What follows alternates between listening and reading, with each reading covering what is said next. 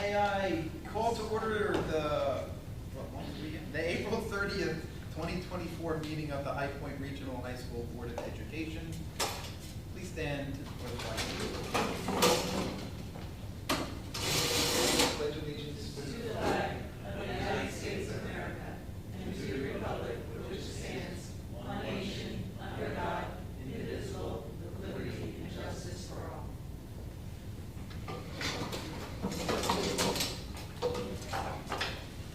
Open Public Meetings Act statement. The New Jersey Open Public Meetings Law was enacted to ensure the right of the public to have advance notice of and to attend the meetings of public bodies at which any business affecting their interests is discussed or acted upon. In accordance with the provisions of the Act, the Board of Education has caused notice of this meeting to be published by having the date, time, and place thereof posted at the Augusta, Branchville, and Sussex post offices, and notice sent to the New Jersey Herald, the Sunday Herald, and the clerk of the boroughs of Branchville and Sussex, and the townships of Frankfort, Lafayette, and Wantage. Mission statement. High Point Regional High School, in partnership with staff, family, and community, is dedicated to the quest for individual excellence. By fostering high standards of achievement, we prepare students to become responsible and productive members of a diverse society. And call for a roll call. Mr. Comfort. Here. Mr. Dunn. Here. Ms. Orski. Here. Ms. Palasek is not here. Ms. Schuman. Here. Ms. Dodona. Here. Ms. Wise. Here. Dr. Ripley. Here. We have quorum. Excellent.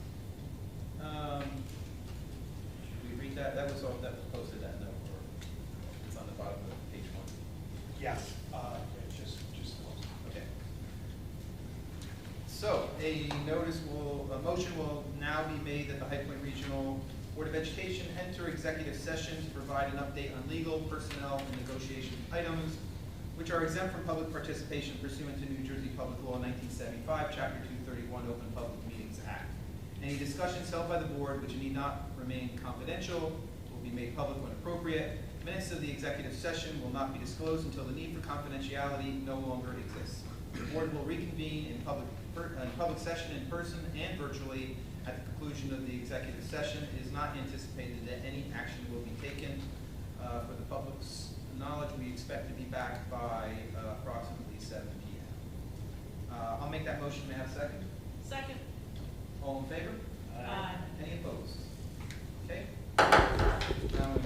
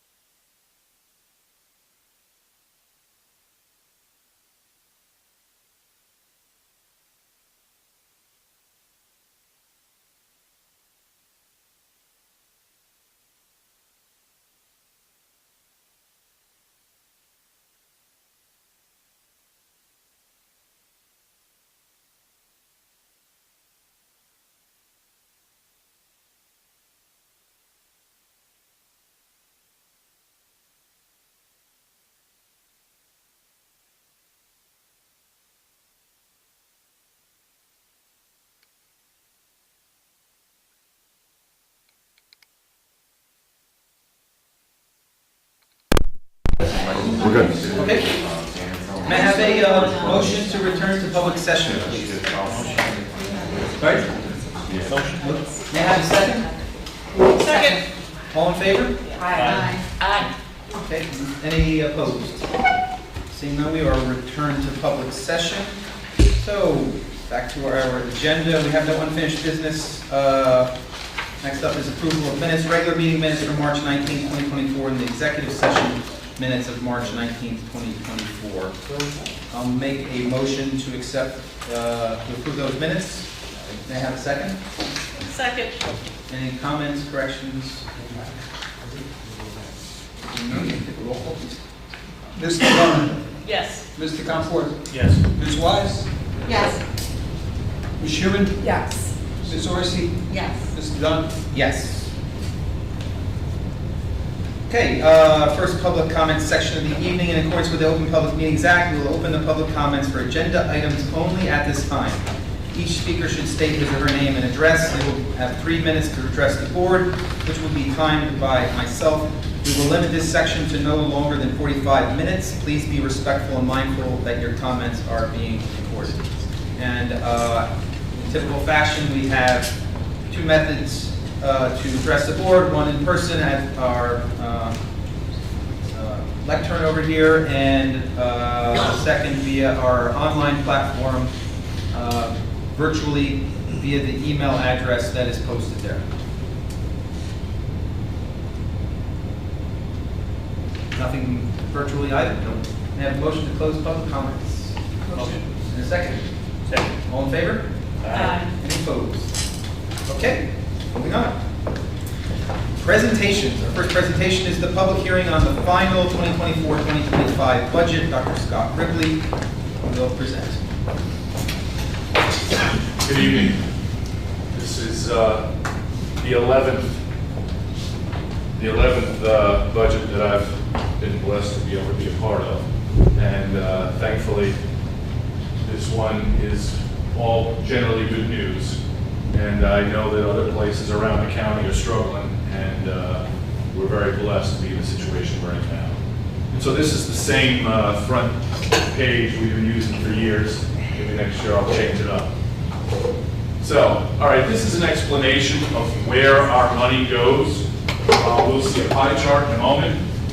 But this explains the full context of what is it that tax dollars and state aid and federal grants, what do we spend our money on? And it's listed all there. You can read it. It's not, hopefully you can read it. But as it says, salaries and benefits, of course, which are the largest portion of the pie. But there's a lot of expenditures that I'm not sure that people are aware of. You know, I mean, everybody knows you have to have supplies and materials. But there are requirements that other people may not be aware of, like professional development. One of the things in this budget is maintenance of the building. We have 2 more projects this summer for which we are not going out for what's the word? Referendum. So we're using our reserve money and money that we have budgeted for next year to put forth this budget. And so over the years, we've done quite a bit to the building because we have to be good stewards of the facilities that have been given to us. So this summer, we're going to be putting HVAC units, replacing to some degree really, really old HVAC units, for which we got a state grant, by the way, on the roof. We are also, which was also grant funded, we're also putting HVAC units in the upstairs classrooms, which is really exciting. Look, we know how important HVAC units are, particularly after the last 4 years. We realize how important air exchange is and MERV ratings and all these different things that we never knew of before. So we're going to have air exchange in HVAC units in all the building, in the rooms upstairs. That includes air conditioning. And so I don't know that the staff has been informed of this yet, but the opportunity to have air conditioning in the upstairs is huge because it does become a significant problem in the late months of the school year and beginning of the school year. We often have those giant airplane fans going in the hallways, which may be, a problem, but it's so hot, we have to clean. All right, so we're going to do some stuff on the facilities this summer. All right, these are small. Here we go. So as you can see, I don't want to get in the way, but you can see the biggest portion of the pie, of course, is salaries and benefits. We like to keep this at 70% or under. This year it's at 70. I think 2 years ago we had it down to 68%. All right, and that has to do with the experience of the faculty, how many faculty we have, and that it does change slightly over time, but we're at 70 this year. We have purchase services for 8%, transportation 9%. This piece of the pie is something that most districts do not contend with to the degree that we do. We are the largest sending district in the state, and the cost of transportation is prohibitive. And I don't think people really understand that, particularly if we were talking about a school that's a walking school. Newton's a walking school. They don't have this 9% to have to fund. And the degree of funding we get from the state for transportation, the state will say, oh, well, we give you transportation money. Yeah, 10 cents on the dollar, because the cost is so significant in a rural area like ours. Then we have special ed tuition, 7%. This is something we try to manage, but oftentimes it's not something we have control over. People say, well, can you bring any of the students who are being educated back home? We try to do that, but if it's not appropriate for their individual educational plan, then we don't do it. But this is, if you have some new kids who come in and move into your district, this can go up quickly. All right, vocational school tuition, we pay, every time a kid goes to tech, we pay them a certain amount, a few $1,000s per kid. Maybe that'll slowly reduce. And supplies, materials, and texts are 5%. So that's where it all goes. All right, budgeted appropriations. Where are we getting the money? All right, so in our current fiscal year, we see here,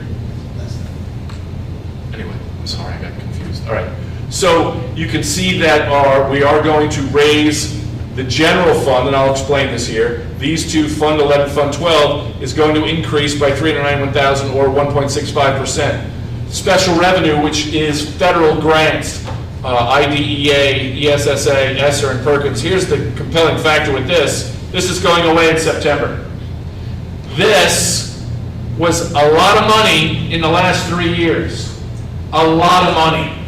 And so if you look at the federal debt, I think, which is reaching $100 trillion this week. Some of it went for ESSER funds, which helped us, helped us get through the state aid reductions. All right, debt service, again, we have no debt service. We have not had it since fiscal 16. And so if you look here, do the appropriations, what we're currently working on is $25.5 million. We are reducing our budget year over year by 3.72% or $835,000. That's not the tax levy, but that's our overall operating budget is dropping by $835,000. All right, there's a lot of numbers here, and I don't want to bore everybody, which I'm probably already doing. All right, so if you look here, the tax levy is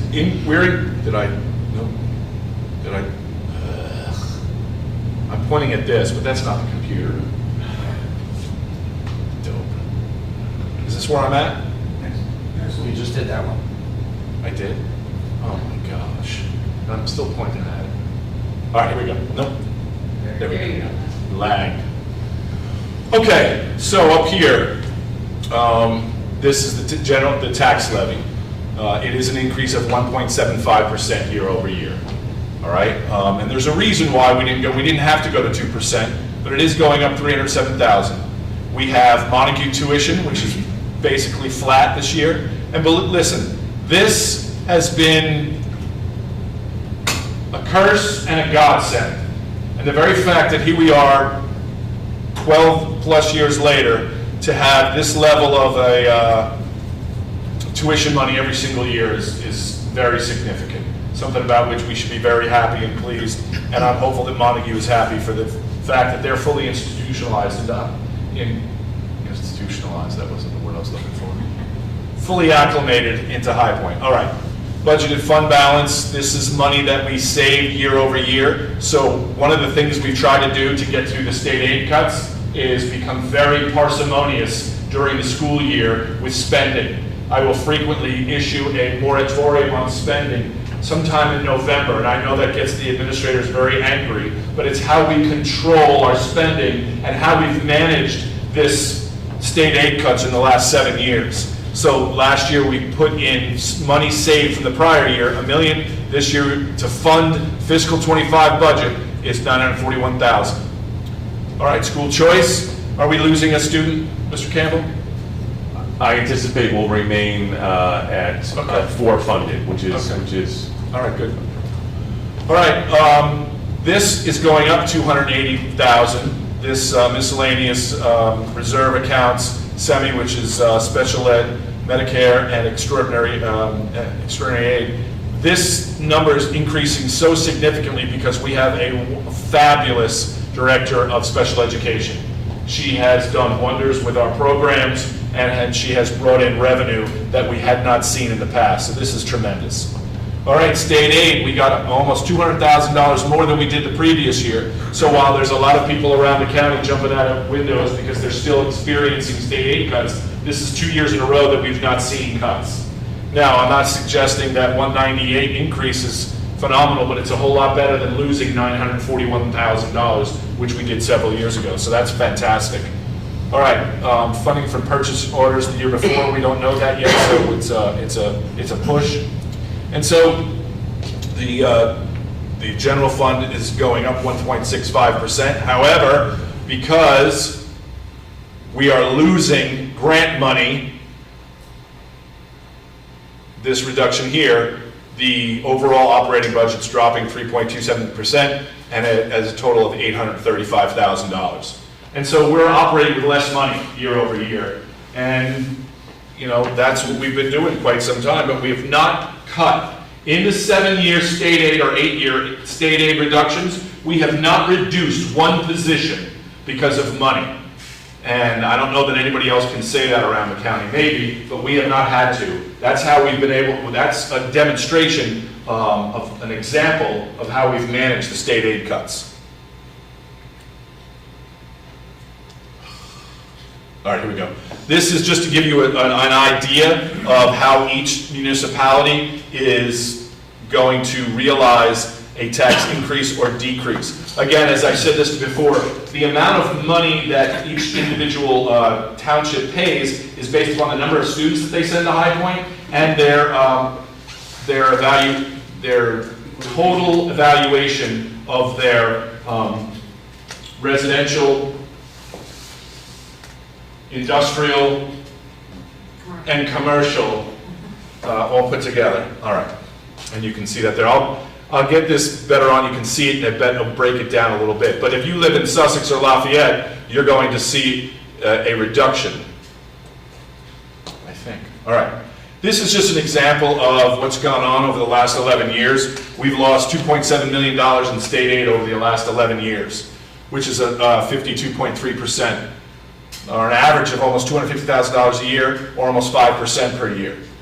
And so what we've done over that 11 years is we have an average increase of 1.2%, which is significant because if you went 2% each year, which each district is permitted, the amount of tax levy that we would have would be approximately $3 million more than what it is now. So I think that our tax levy this year we're looking to do is 18.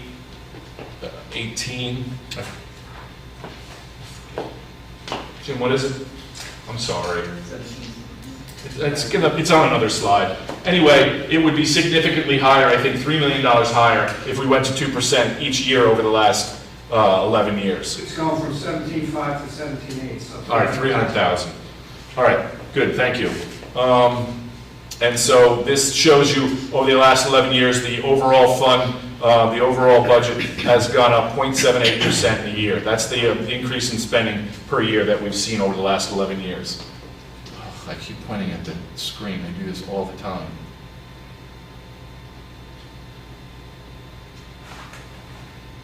There we go.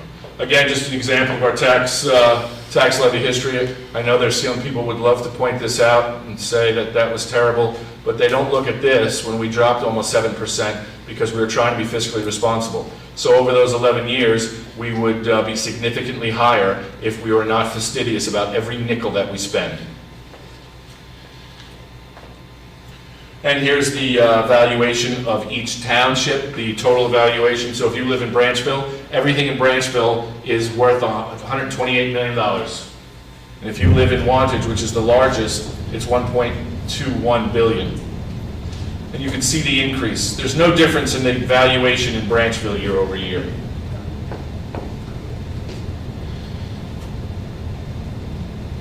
Sorry.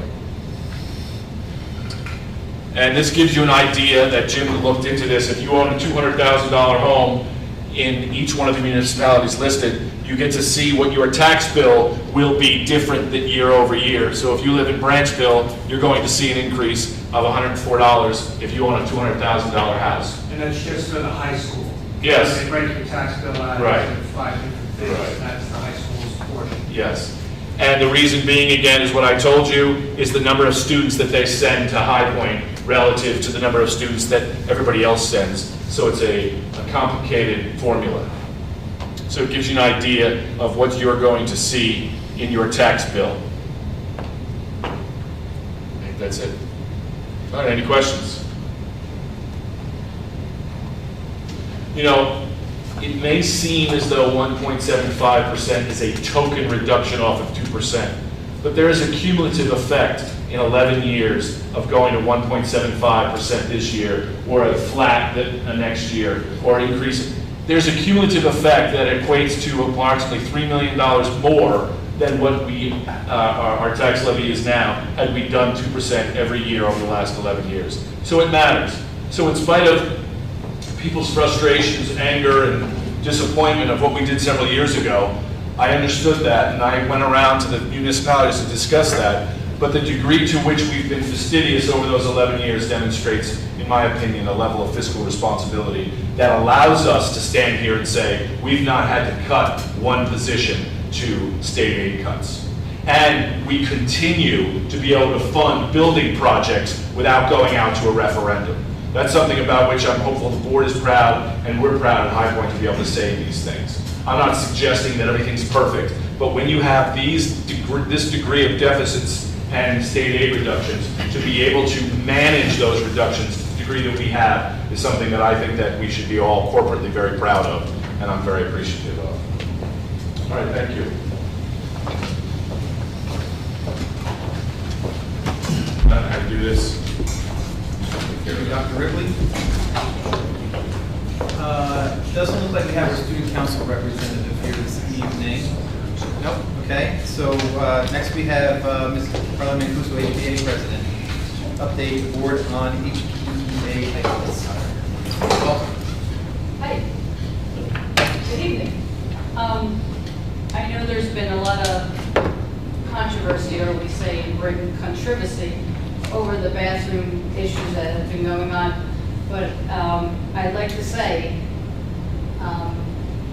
the students are apprehensive, but we have gotten data, and we appreciate the knowingness of the administration to try to do this test service, the smart test. We have data, and the bathroom lines have no longer existed now, and this is just a test. So I don't know where we're going further with it, but I can say I see a big difference in the hallways. I see a big difference in the students, and I don't know, it's like anything else that's new, nobody likes it. But like when the students complain to me, I say, well, it must be working because you're upset. And you went 5 times today, and you were over whatever. And it's not monitoring who's going to the bathroom. It's more of being aware of time and we want them in the classroom. And that's what we all want. And we want everybody accounted for. And so as far as where we come from and where we are, it seems to be working in that respect. I know there's other sites that are restoring, but as far as the staff's concerned, and I speak to them every morning, most of them, and they're happy with it. Because we know where the students are. And as far as the school year, it's been a long one. And we're getting through it, and we appreciate the support of Mr. Talabay, Mr. Campbell, and everyone else. And we're getting to the finish line. I think there's, what, 36 days left in school? Ish. Hopefully they don't have a snow day. Anyway, we're looking forward to graduation and continuing on for the next year. And I believe tomorrow night we have a negotiations meeting, which we're looking forward to. Yes. Thank you very much. Thank you. Kim. Mr. Tommy, Principal Support and Athletics Report. Good evening, everybody. I apologize, the allergies have stolen my voice a little bit, so like everybody else, right? What Mr. Mancuso was talking about, for those of you that have not heard or don't know, it's a company organization called SmartPass. SmartPass is basically, if you remember back in the day, the old wooden passes that you had in classrooms. This is a digital version of that. So many schools have gone to the SmartPass technology over the course of the last couple of years. We did a lot of research on it, myself, Mr. Yardley, Mrs. Sarner really, and Mr. Emma leading the way on that. They said, can we work with a company? And I always like to pilot things first and see, hey, where's the wrinkles going to be? Let's get those ironed out and we can roll into that as a future resource if it works for us at any point. Just because it works for somebody else doesn't mean it's going to work for us. So we're kind of, a few weeks into that right now. I've seen some positive results of that. Like anything else, change takes time. And we're monitoring that and see if that's something we want to utilize as a tool and resource for next year. There's a lot of things that we're not currently using at it, which right now we're using as the main pass system. But there's emergency planning purposes, there's emergency accountability for drills, there's a lot of things that are within that as well, besides just the pass version. So just to give you a little background on what that is. On to the school report, a few things to talk about. One, we had our combined Honor Society induction ceremony last Wednesday, where we were able to honor and recognize nearly 100 students across multiple honor societies. What I mean by that, we have a main NHS, National Honor Society, and then we have satellite organizations, NHS and World Language, or FNLHS, Foreign Language, are the two main honor societies, and then there's satellite umbrella honor societies below that. So across the board, there were over 100 students that are recognized. I just wanted to run through a quick list of thank yous. Thank you to Art Minor for the NHS, Teresa and Emma Diallo, Faith Carr for Business NHS, Jean Marie Carol Matthews for Foreign Language NHS, Aaron Bank for Science, Teresa Ricardi, James Slayton for Music, and Reno and Jessica Eagle for Math, Corey Viola, Nick DeCarlo for Social Studies, and Kelly Sheen Nice for Art.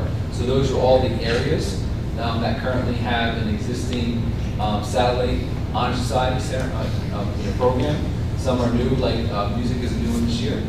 So they look at developing those based on its interest overall. So that was a really nice event. Last Wednesday also, we had our first High Point Art Invitational that was coordinated by Ms. Erin Myers right here in the Media Center. And we had 9 school districts that were represented and invited, all the way down to Mount Olive. And we had done that years ago, and had not done that in many years. Ms. Myers and I discussed it with Ms. McCarthy, and Ms. Myers took the lead on that, as well as the art department. So thank you for all their work on that. There were schools that were there, art schools that were there from all across the country, particular schools in Philadelphia as well, and offered our students scholarships. So some of our students received a scholarship if they were to apply and be accepted to that art school. Significant scholarships, we're not talking about $1,000 or so. Some of them were $25,000 or more. So in today's day and age, college education being at an all-time high, it's a principle that we can't understand. So that was great as well. This weekend we had a busy weekend with the Chamber Singers and band and choir up in Boston. We returned late Sunday night, Friday morning. Congratulations to the Chamber Singers, Mrs. Ricardi. They performed at what they call the World Strides Music Festival in Boston. And Chamber Singers received the top honors with the Gold Superior Rating. So we talked about field trips. Dr. Ripley did a nice job outlining all the things that happen behind the scenes field trips is something that we believe in. Dr. Quinn's board have always supported, because it's good for kids. Get them out of this area, explore, see other things. They're in Boston, and they're able to receive that rating. They're also educated by Kristen Huffman, professor of the Hart School of Music, and Amy Woodhouse, co-director at the University of Rhode Island, and Dr. Richard Nickerson, artistic director from the Maine Music Society. So as part of the experience, they get a chance to be orchestrated and directed by these very, very phenomenal individuals. So congratulations to them. A couple things coming up very soon, as May is upon us tomorrow. We have a called prevention activity that we're going to be having on the 14th. That's prior to our prom.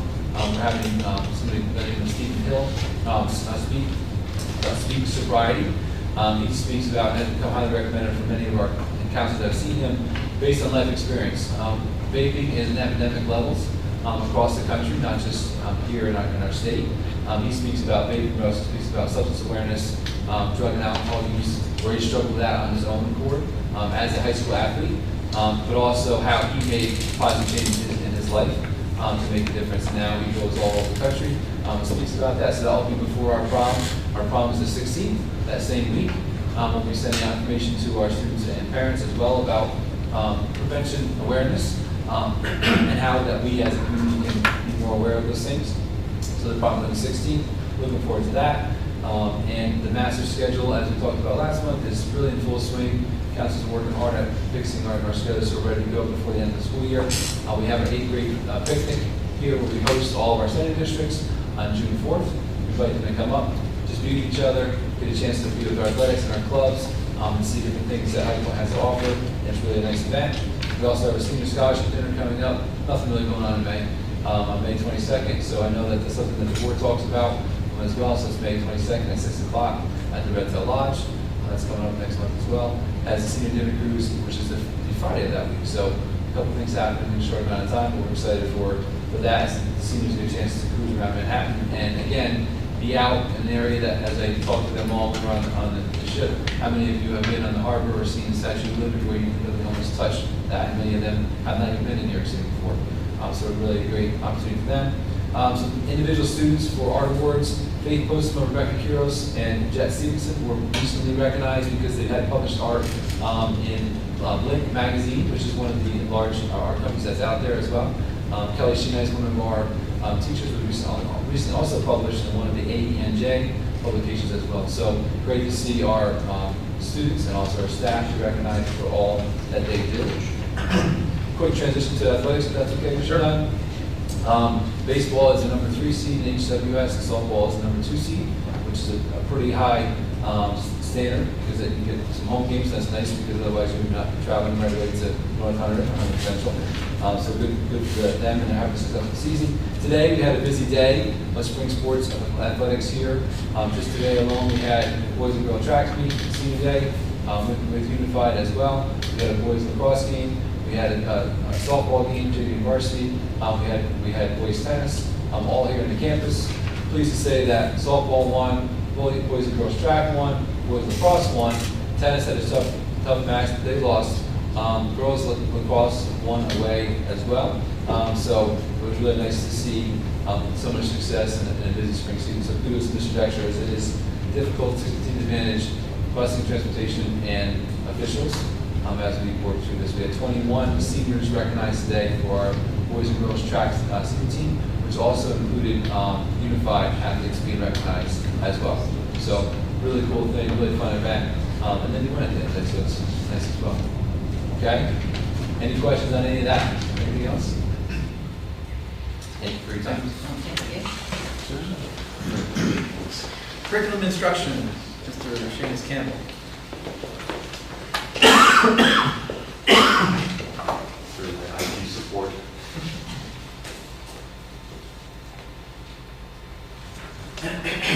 Lot of pressure.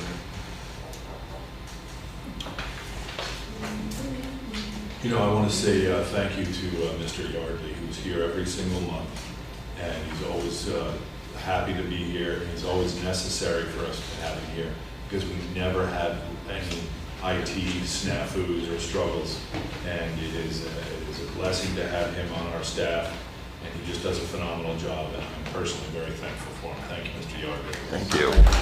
Thank you. So obviously you can see spring is here and it's absolutely beautiful. In front of you are some swag items from our college and career fair. We are not officially sponsored by ShopRite of Sussex, but they were one of many representatives that were here on March 20. We've had this event in the past, but since COVID, we just brought it back in a grand scale for the first time on March 20. So I want to thank two of our newer guidance counselors, Mr. Kevin Flatzier and Ms. Cheyenne Finicario, for their vision and hard work to augment our college fair, which Mrs. Maggie Meyer runs every year, along with Ms. Kristen Jackadine, Mrs. Jessica Cardinal in the guidance department, and Mrs. Courtney Delaney. So our counselors do a fantastic job, and this year we got back to recognizing that we have a large number of students that head to diverse post-secondary opportunities.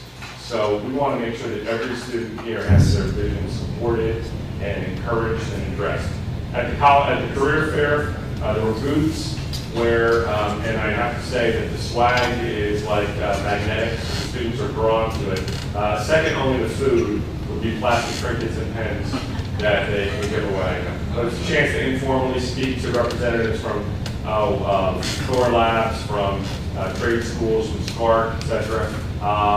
And also our military was here in the annex. So we had college, we had military, and we had career. In addition to the fair, we also had breakout sessions where students could select to go and hear from a representative from a certain career. So it was a great event, and very proud of the fact that we're doing a lot to try to link our students with a diverse array of post-high school opportunities. In that same spirit, our guidance counselors this year have organized trips to various colleges, actually going with the guidance counselors to the school and talking with the admissions counselors there. So the high school counselor, the college admissions counselor, and the students on campus, really valuable way to try and support the student making that transition.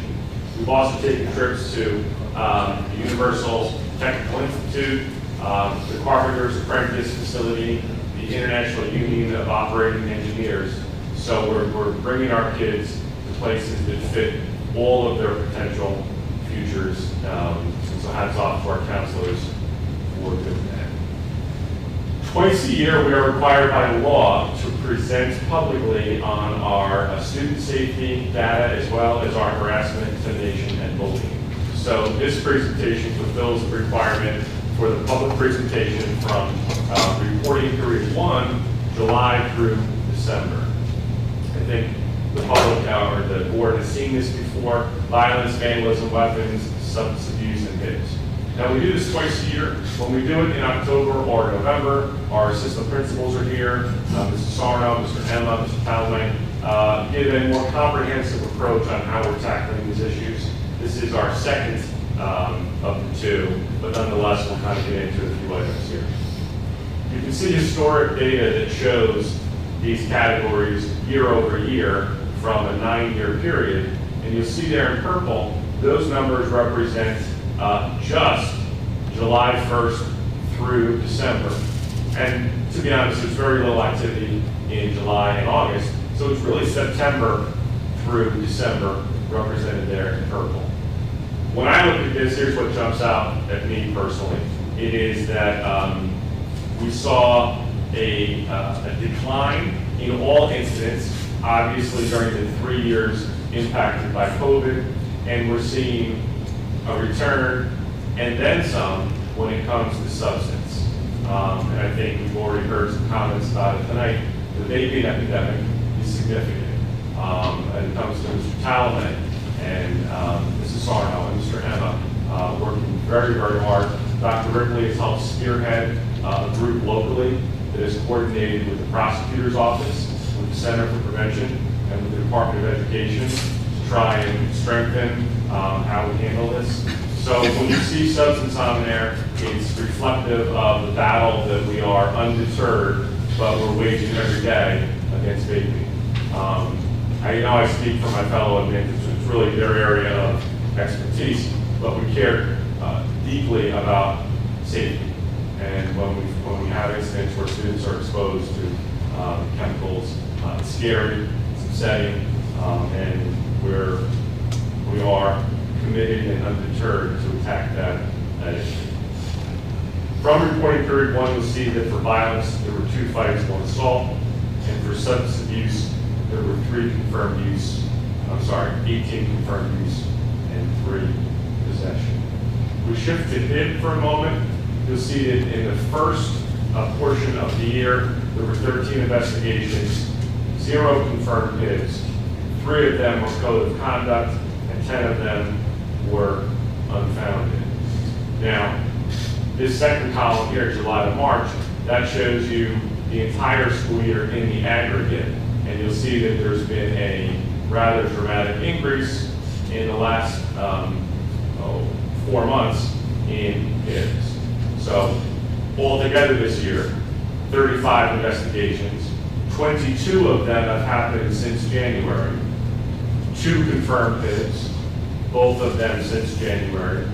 6 of them were deemed code of conduct, 17 unfounded, and 10 investigations that are still ongoing and have yet to be able to be completed because of other circumstances preventing that.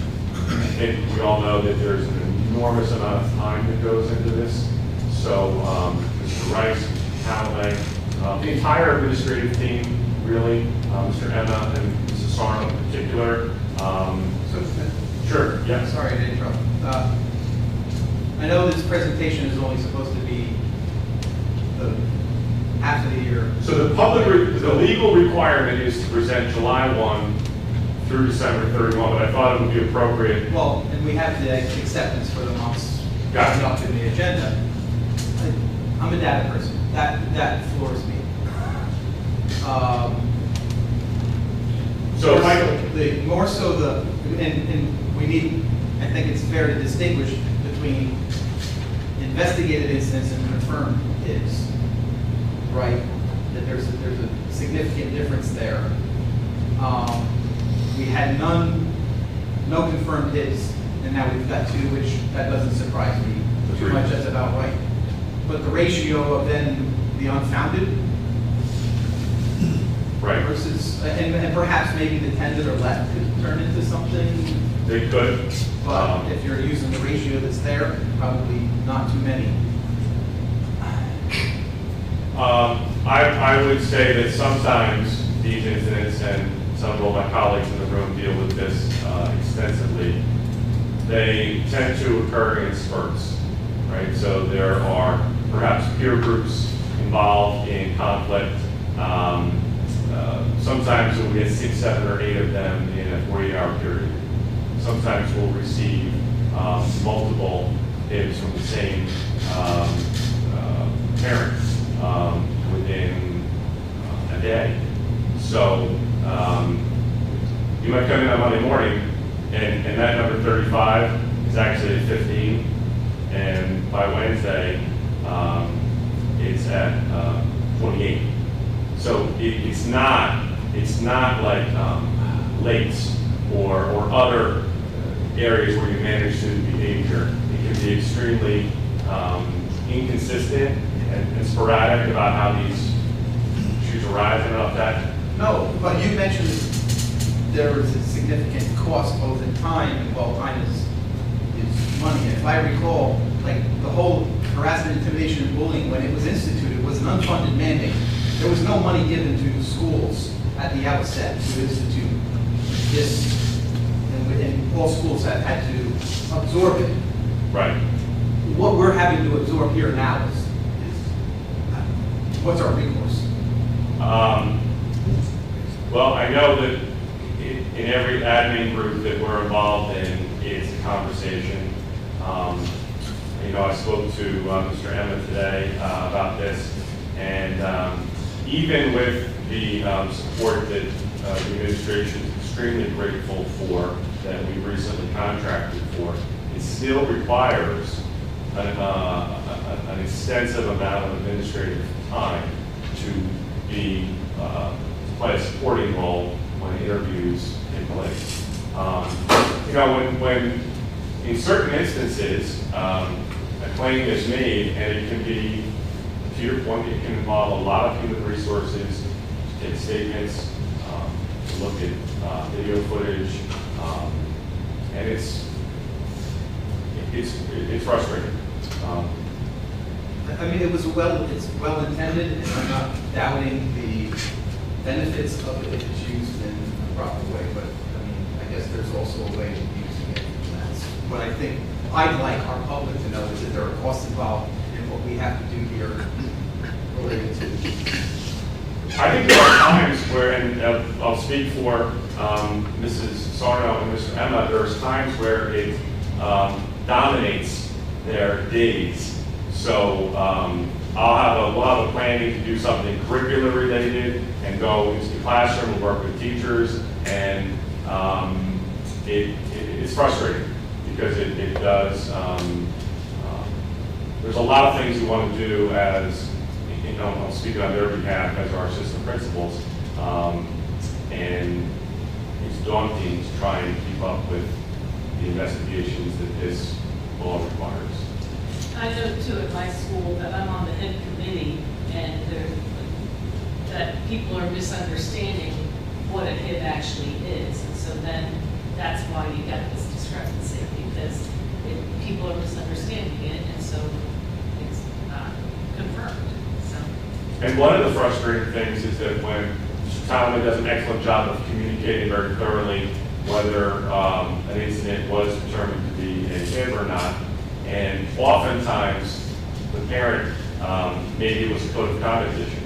Right. So when you notify the parent and say it wasn't a HIB, there oftentimes is some frustration because perhaps a real problem did exist that was dealt with, and you now, 8 years into it, you're still trying as hard as you can to explain, we're not saying it wasn't an issue, we're not saying that this necessarily didn't happen. In some cases we are, in some cases it's, we cannot corroborate the claim, but in many cases we can corroborate that there was a problem, but it was primarily pure adolescents having conflict. And so it continues to be very, very challenging. Some ways in which we provide support, I won't go into all these. Smart Pass is mentioned there, because this is not just HIB, but we're really trying to tackle the issue of vaping in the bathroom. We hope that Smart Pass continues to be effective. Our MTSS program, we continue to be creative in how we link students with clinical mental health providers.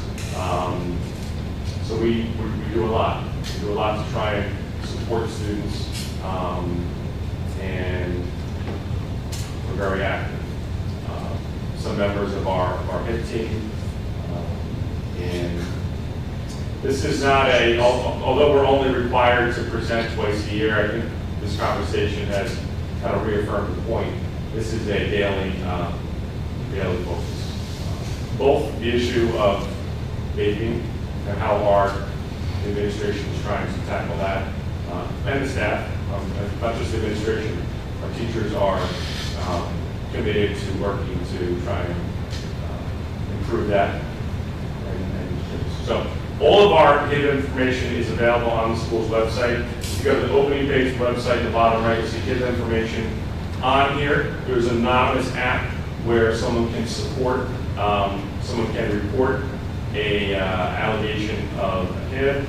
Our policies are there, reporting forms are there, contact information is there, and to your point, it is well intended, and we do have a passionate commitment to not allowing bullying, despite the fact that the law has some imperfections that can be available. I don't want it to be misconstrued that I think, the board is very much in favor of the statute being used as it's intended. So I don't want to give the false impression by asking some probing questions.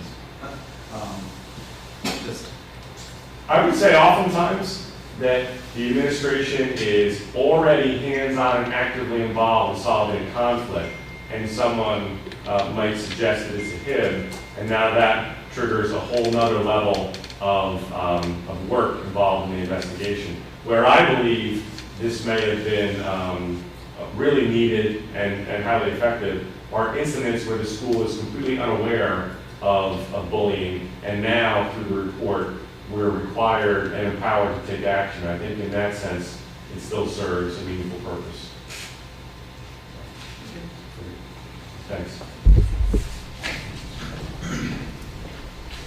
That concludes our presentations for the evening. I guess we move on to past other business. We have none to action items. And may I ask you, Mrs. Sedona, to take the regular instruction? No, that's not. Oh, sorry. I'll take it. Shoot. Okay, I so we always do that wrong. have faculty attendance rate and student attendance rate and the suspension of the report. I just want to make note of that. There are attachments for those, and I would like to discuss the HIB report for March 20th through April 30th. I'd like to move that by itself, making a motion seeking a second. Second. Okay, discussion on that? Okay, roll call please for that. Mr. Comfort. Yes. Ms. Wise. Yes. Ms. Schuman. Yes. Ms. Orsi. Yes. Mr. Dona. Yes. Mr. Dunn. Yes. Okay, and then I'm going to move items 5 through 10 together. Number 5 are the field trips as listed. Number 6, professional development activities as listed. Number 7 is to approve the local education agency guidance for virtual or remote instruction plan that was previously known under a different name for the remainder of this school year and for next school year. Number 8 is to approve the graduation date for the class of 2024, which will be Monday, June 17th at 6:00 p.m. Number 9 is for the revised 23-24 school year calendar to reflect half-day schedule for students on those dates as listed. Number 10 is to approve Stephen McGrath as our Title II ADA coordinator. Making a motion seeking second. Second. Any discussion? Okay, roll call please. Ms. Wise. Yes. Ms. Schuman. Yes. Ms. Orsi. Yes. Mr. Dona. Yes. Mr. Comfort. Yes. Mr. Dunn. Yes. Next, personnel. Now it's your turn. Yes. I'd like to make a motion to move items 1 through 7. Number 1 is to approve the following substitutes for the remainder of the 23-24 school year. Number 2 is to approve an unpaid child care family leave absence in accordance with the New Jersey Family Leave Act for employee 964 as listed. Number 3 is to approve the certificated and non-certificated staff members for the 24-25 school year as listed. Number 4 is to accept the resignation notification from Amanda Vaccarella. How did I do? Becquerel. Okay, Vaccarella.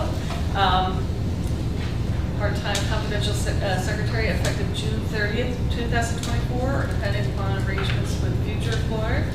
Number 5 is to approve Mr. Roger Foco, Jr. as teacher of mathematics for the 24-25 school year as listed.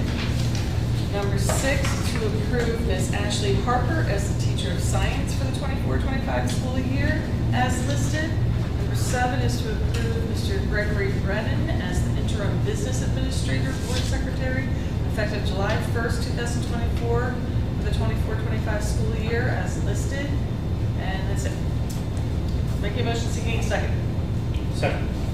Any I'd discussion? like to move, it looks like there was a typo error, but I'll do this formally. I'd like to make a motion to amend number 7, that the rate, not to exceed rate, is actually 149.5 versus the 149 that's present there. So that is the entirety of the modification that I'm making a motion. Modify number 7. So do we need to? So I'll approve make, that? I'll make a motion that we modify number 7. Can I have a second? Second. Do I need can I do it all in favor on that? You can do all in favor. All in favor on that modification? Aye. Any opposed? Okay, so now, maybe just reread the 7 Okay. modifications. So number 7, it's recommended by the superintendent that the Board of Education approves Mr. Gregory Brennan as an interim business administrator board secretary effective July 1st, 2024 for the 24-25 school year at the per diem rate of $650 if not to exceed $149,500 pending county office approval. What? County approved it today. Oh, okay. There you go. Just late this afternoon. Okay, great, thank you. So making a motion to, seeking a second to approve 1 through 7. Second. Any more discussion? I'd just like to recognize Amanda Vagarello in our office. She is moving on to a full-time position as an assistant to the business administrator in Fort Lee. So she did a good job with us, and she's moving up and on. So Good to her. Anything else? Roll call, please. Ms. Schuman, Yes. Ms. Horsey, Yes. Ms. Tadona, Yes.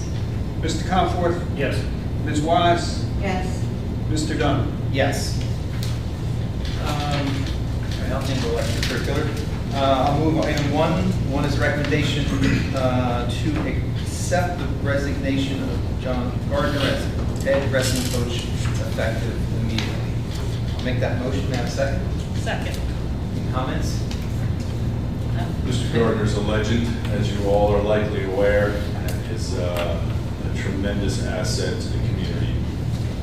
Obviously, been since he was a young man, and him stepping down from that position, he's not going to go far away from that position, but stepping down from that position is really, changing the guard, because he's really impacted children, the kids, and now adults of this community in a profound way. And my kids still tell me that the best coach they ever had was John Gardner. I happen to know one personally that he has affected. It's my daughter's boyfriend. I've heard such great things. I hope he knows how many students he's affected, and not just on the wrestling mat, but off. Hope he stays at High Point as long as we can have it in other capacities. Any other comments? Okay, take a roll call on that. Ms. Horsey, Yes. Ms. Tadona, Yes. Mr. Comforth, Yes. Ms. Wise, Yes. Ms. Schuman, Yes. Mr. Dunn. Yes. Item 2 is a recommendation that the board approves a new extracurricular club, Unified Connections, a unified club. The goals of this club are to promote self-advocacy, connections, aiding the transition to high school, aiding the transition after graduation, with the overall goal of promoting inclusivity. This club will be supervised by the following volunteer advisors. There is no cost to the board, and they are as listed. I'll make that motion. May I have a second? Second. Any discussion? Comments? Roll call. Ms. Tadona, Yes. Mr. Comforth, Yes. Ms. Wise, Yes. Ms. Schuman, Yes. Ms. Horsey, Yes. Mr. Dunn. Yes. And I'll move item 3 separately. The recommendation of the board accepts the resignation notification from Michael Beltran as head ice hockey coach effective immediately. I'll make that motion. May I have a second? Second. Comments? Discussion?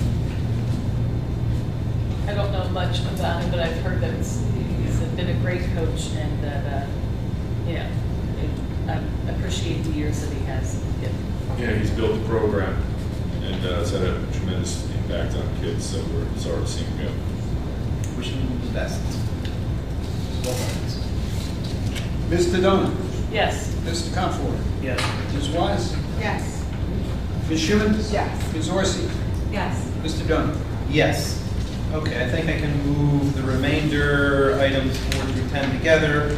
4 is a recommendation to approve June 27th and August 8th as the dates for physicals to be performed by the school doctor for the 2024-2025 school season as listed. And 5 is a recommendation to approve the cheerleading team to attend the NCAA cheer camp at Monmouth University Tuesday, July 23rd through Thursday, July 25th. Costs will be paid by the athletes through their student activity account, no cost to the board. They are responsible for their own transportation. Item 6 is a recommendation to acknowledge and approve the High Point baseball and softball teams hosting a charity fundraiser alumni game on May 19th from 10 a.m. to 4 p.m. All proceeds will go to the Doc Ayers Memorial Scholarship Fund through the baseball, softball, booster clubs. Item 7 is a recommendation to approve renewal of a cooperative agreement with Walkville Valley High School for boys and girls swimming for the school years 24-25 and 25-26. Item 8 is a recommendation to approve the renewal of the ice hockey tripartite cooperative agreement with Walkville Valley High School and Kittatinny High School for school years 24-25 and 25-26. Item 9 is a recommendation to accept the resignation of Kristen Jacadine as SAVE advisor effective June 30th, 2024. And item 10 is a recommendation to approve Brooke Martin as a leave replacement assistant track coach effective May 6th through June 1st, 2024 as listed.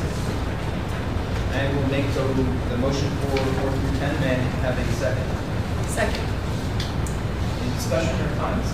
I just would like to say, comment on number 4, that it might seem like a small service, but I really appreciate the service of having the physicals at the school. It really makes a lot of convenience, and I hope that we continue to do that for years. More comments? Paul? Ms. Watts? Yes. Ms. Schuman? Yes. Ms. Orsi? Yes. Mr. Dona? Yes. Mr. Comfort? Yes. Mr. Dunn? Yes. Moving on to policy. Okay. I'd like to make a motion to move number 1, recommendation to approve to abolish the following policy. Policy 5755, about equity in educational programs and services. Making a motion, seeking a second. Second. Any discussion? All right, roll call, please. Ms. Schuman? Yes. Ms. Orsi? Yes. Mr. Dona? Yes. Mr. Comfort? Yes. Ms. Wise? Yes. Mr. Dunn? Yes. All right, and then I'd like to make a motion to, for number 2, it's recommended by the superintendent that the Board of Education approves the following revised policies and regulations that are mandated. Most of them are mandated. Policy 1140 is educational equity policies, affirmative action. Policy 1523 is comprehensive equity plan. Policy 1530 is equal employment opportunities. Regulation 1530 is equal opportunity, employment opportunity complaint procedure. Policy 1550 is equal employment anti-discrimination practices. Regulation 2200 is curriculum content. Policy 22060 is equity in school and classroom practices. Regulation 2260 is equity in school and classroom practices. Policy 2411 is guidance counseling. Policy 2423 is bilingual education. Regulation 2423 is bilingual education. Policy 2431.4 is prevention and treatment of sports-related concussions and injuries. Regulation 2431.4 is prevention and treatment of sports concussions and head injuries. Policy 3211 is code of ethics. Regulation 5440 is honoring student achievement. Policy 5750 is equitable education opportunity. Policy 76110 is vandalism, and Regulation 7610 is vandalism. So making a motion, seeking a second. Second. Any discussion? Each of these there's a long list, and they're all relative to the notion that these revisions remove the list of protected categories and replace the list with an expanded list as defined in JAC 6A. And so that's what they're all updates of language that defines protected categories. Any other discussion? Okay, roll call, please. Ms. Orsi? Yes. Mr. Dona? Yes. Mr. Comfort? Yes. Ms. Wise? Yes. Ms. Schuman? Yes. Mr. Dunn? Yes. I want to thank you, Mr. Nicholas, for getting all of those, and Dr. Ripley for getting all those policies out to us so we had some time to review them ahead of time. There were quite a few. That was, Lori and I decided that this month, so we need to send them out earlier. Yeah. And again, it was very well said similar Yes. situations, so it wasn't that. We have no negotiations items, nor do we have any buildings and grounds, so move on to finance. I'd like to move items 1 through 7 together. Item 1 is a recommendation to accept the report of the Board Secretary, Business Administrator for the month of March 2024. Item 2 is a recommendation to accept the report of the Treasurer for the month of March 2024. And 3 is a recommendation to approve the report of transfers and minimum expense transfer report for the month of March 2024. And 4 is a recommendation to approve the payment via attached schedule of audited bills dated April 30th, 2024. And item 5 is a recommendation to accept the adult education agency account, athletic account, cafeteria account, principal's petty cash account, scholarship account, school store, and student activities reconciliations for the month of March 2024. Item 6 is a recommendation to grant permission to host the non-affiliated co-ed HP Hoops Camp, ages 6 to 14, which will run July 8th through 10th, 2024, and July 15th through 17th. Camp will be self-supporting and will charge $95 per middle school participant and $75 per elementary school participant. And item 7 is a recommendation to grant permission to the HP tennis camps to host the non-affiliated co-ed camp, ages 8 through 14, which will run July 22nd to the 24th. That camp will also be self-supporting and will charge $50 per participant. So I make that motion 1 through 7. I have a second. Second. Any questions on any of those items? Just like to say, I think that the camps are a good way to keep building the program and, keep students' interest as they come up into the high school. And we have the facilities, so Yes. use them. Keep kids busy. Roll call. Mr. Comfort? Yes. Ms. Wise? Yes. Ms. Schuman? Yes. Ms. Orsi? Yes. Ms. Dodona? Yes. Mr. Dunn? Yes. Okay, item 8 is the big one. The first portion of this resolution, which deals with travel and related expense reimbursement 2024 to 2025, is as required by law. I'm not going to read that portion. It doesn't change from year to year. So I will move down to the portion that begins adoption of budget 2024 through 2025.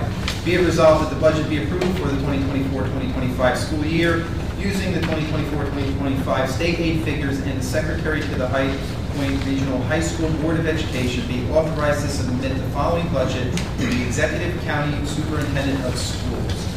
And in the table, I will read the total amounts. We've already had a budget presentation by Dr. Ripley. So these same numbers, the total expenditures, $24,673,260. Less anticipated revenues, which are $6,822,067. Yields a taxes to be raised figure of $17,851,193. Be it resolved that the High Point Regional High School Board of Education approves the levy of general fund taxes for the 2024-2025 school budget to be $17,851,193. This budget addresses health and safety issues related to facility, capital spending, student-centered items, and professional integrity, and to advertise said tentative budget in the New Jersey Herald in accordance with the form suggested by the State Department of Education and according to law. I will make that motion. May I have a second? Second. Any discussion on budget? Just a couple things I would personally like to highlight, and I say this, I will repeat it again. I consider the budget one of the most important votes a board member can have in the year. Debt. We have had no debt in at least 7, 8 years. We have been debt-free. We are not paying interest to any bank to carry debt for us. We have managed to not have to go out to for municipal bonds or any other sort of debt service, and that is unusual. It's certainly a benefit financially. The tax levy increase, realize that this is more for the public, because I know my board members all know this, that The state statute, when it was changed to allow school boards to be elected in November, permitted school boards to increase their tax levy by 2% over the previous year without having to go out to public vote. 2% in an environment where inflation ranges somewhere 7, 8, certainly a lot higher than 2%, can be very challenging. We came up with a budget, the central office and Dr. Ripley, and presented it to the finance committee, and we have now, for 2 years, have proposed a budget that is under the 2% cap. You may say it's not much under, but it's under. Okay, we did not go to the cap as we would be permitted to do so. And say what you want, if it's a token amount or not, but an effort is there to try to relieve the pain that our taxpayers feel, because we are taxpayers as well. So just wanted to make that note. And that, leave it and let's vote on the budget. Unless there's other comments? No, seeing none. Ms. Wise? Yes. Ms. Schuman? Yes. Ms. Orsi? Yes. Ms. Dodona? Yes. Mr. Comforth? Yes. Mr. Dunn? Yes. I would like to move items 9 through 12 together on finance. 9 is recommendation to recognize the attached list of sponsors for the baseball and softball booster clubs and approve them being represented with signs on the fences of the varsity baseball and softball fields. They are as listed. We're thankful for all of them. I don't happen to have those names handy to read them all. Item 10 is a recommendation that the board acknowledges and gratefully accepts a donation of a gently used pro forma elliptical machine from Ms. Leanne Smith and family with a value of approximately $550 to be used in the weight room. Item 11 is a recommendation to acknowledge and gratefully accept a donation of $1,000 from Emil Worley family to be used by the Media Tech Department.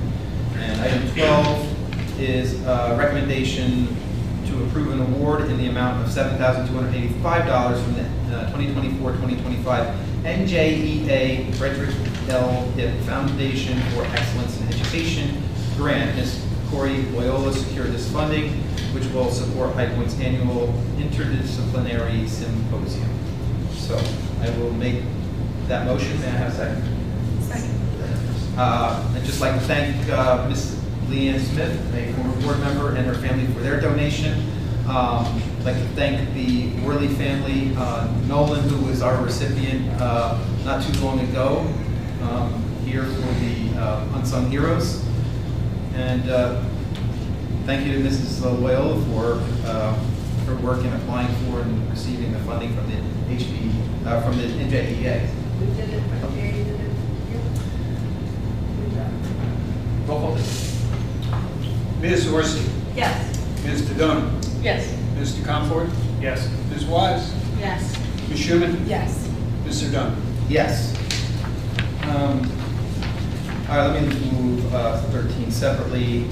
Be it resolved that the High Point Board of Education, upon the recommendation of superintendent in consultation with the school business administrator, approves the base year contract award and the FSNC base year contract with Mascios Food Service Management Company for the 2024-2025 school year with an annual management fee of $26,000. Management fee shall be payable in 10 monthly installments commencing September 1st, 2024, ending June 30th, 2024.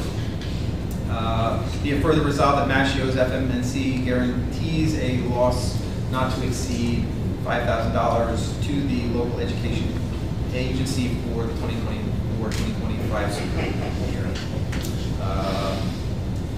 Be it further resolved that the total cost of the contract is $472,385.54. I will make that motion. Second. Any discussion? I know we discussed this in the finance committee. Every 5 years, you're required to go out for a proposal for food service. You can accept a bid, and then you can renew that bid for 4 more years, but then you're required to go out for proposal on after the 5th year. So we went out for proposal. It was a lot of work. Jamie Noah in our office put together the bid packet, and it's very stringent. You work with the Department of Agriculture, and we received one responsible bidder. It was Mascios, and I believe our geographic location probably has something to do with, not getting more bids than that. But Mascios has worked well with us, and we're glad to have it back. So. Do you supply other schools locally? I mean, is there something you can co-op, you can put together every schools, kind of bid together? I've never heard of that. There is satellite. We satellite with Montague. Well, just maybe we might get some better bids in if you put every school together, bid as a group, and maybe you'll open up doors for another company to have a different type of proposal. That's interesting thought. Good thought. I'm going to check anyway. But I've not heard of that. But it's a good idea, especially in an area like this. Well, we do satellite with Montague, Mascios, and Montague set up a good deal a couple of years ago, and if they're happy with it, we're happy Just with the it. communication to see what other schools are using locally. A lot. I think a lot of them use Mascios in Sussex County, and there might be one other. There's a couple schools that have Sodexo, and they've jumped in and out. I know that I think Sparta had Sodexo, and Vernon had Sodexo, and now they're both with Mascios. Is there a quality difference between the two as well? I think the services is a big part of Quality of Mascios. food-wise as well? Quality of food-wise? The Department of Agriculture sets such strict caloric and dietary limitations on it. Yeah, I've heard that Sparta and Vernon, it was largely a service issue because they're local and they're very responsive to service, and Sodexo's a big national company and they're not as responsive for smaller districts. Yeah, I went to Mount Olive about 5 years ago to check out Sodexo, and they were disinterested in our business. Price we get for living in that country. I can do roll That's call. an interesting idea, thanks. Any other comments? Vote on that? Ms. Tadona? Yes. Mr. Comfort? Yes. Ms. Wise? Yes. Ms. Schuman? Yes. Ms. Orsi? Yes. Mr. Dunn? Yes. And the final item in finance is a recommendation to approve and authorize the execution of the following tuition contracts between High Point Regional Sending District and the following districts and related information as listed. And we'll make that motion. May I have a second? Second. Roll call. Ms. Wise? Yes. Ms. Schuman? Yes. Ms. Orsi? Yes. Mr. Dunn? Yes. Mr. Comfort? Yes. Mr. Dunn? Yes. Any volunteers to take items 1 through 11 in transportation? Yep. Thank you. Is it going through 11 or 1 through 12? Did I miss 12? Thank you. 12. Yeah, don't forget 12. Wait, 11. 11. It's recommended by the board. Upon recommendation, superintendent approves and authorizes the execution of following joint transportation 23-24. Approves and authorizes the execution of following joint transportation 23-24. Approves and authorizes the execution of following joint transportation 23-24. Approves the authorization, the execution of following joint transportation 23-24. Approves and authorizes the execution of the following joint transportation 23-24. 6 is the same. 7 is the same. 8 is the same. Authorizes and approves the execution of following contract addendum for additional mileage for 23-24.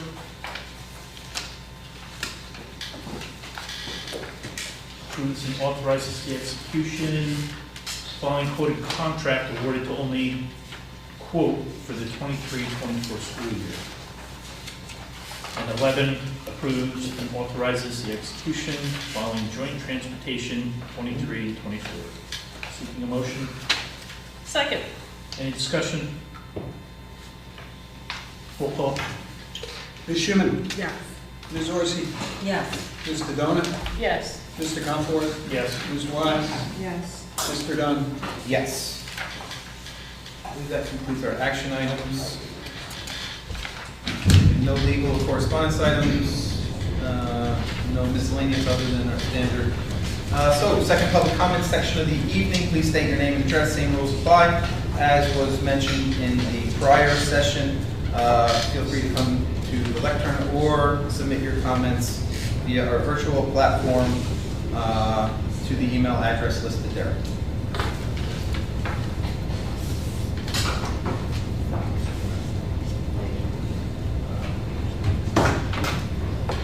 Again, Paula Featherman, Wantage. At the last board meeting, I had reminded the board members that Mr. Ripley had put something in my daughter's records that was incorrect. I have the proof, if anyone needs to see it, it's totally incorrect. If it was a mistake, it was a mistake. Correct it. You do wrong, you make a mistake. Anyone goes to work, they make a mistake, then they're forced to make and correct that mistake. If it wasn't a mistake, then I say maybe it was retaliation. Something he's accused me of. And again, I can show proof of that. You don't have to like me, Mr. Ripley, but you do have to do justice to my daughters who are members of this high school. Both of them. And I think it's time that this board forces him to make that correction. Because if he puts something that was wrong in any one of your students' daughters or sons' files, I'm sure you would be a little bit upset too if he would not change it. I'm not even asking him to change the entire thing. I'm just asking for a little correction. This was an oversight by Dr. Ripley. This is my correction. By his unwilling to do this, I think it's more the latter of retaliation. It's time that High Point forces their people to do the right thing. Everybody is working for everybody's kids, not me, not you guys, not anybody else's kids, people, but their kids. And it's wrong that because Mr. Ripley does not like me, which is fine, but it's wrong that he takes it out of my kids' records. That's going to follow them through life. All I'm asking for is a mistake to be corrected. That's it.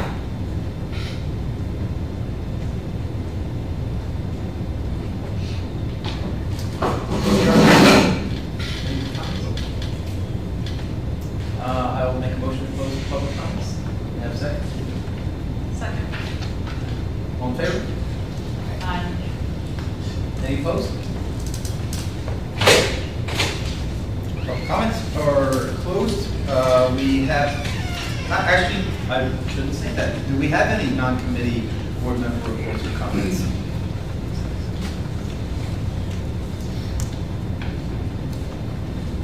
No board member reports? Dr. Ripley, you had?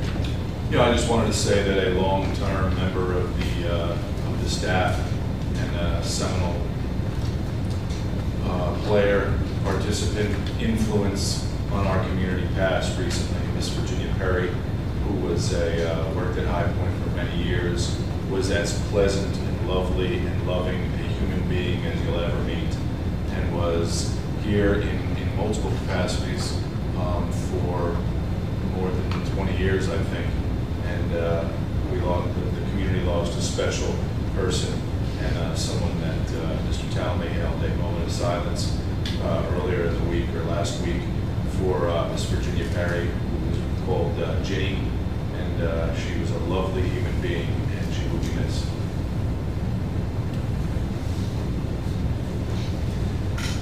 We have no other business, so I'll entertain a motion to adjourn. Second. All in favor? Aye. Any opposed?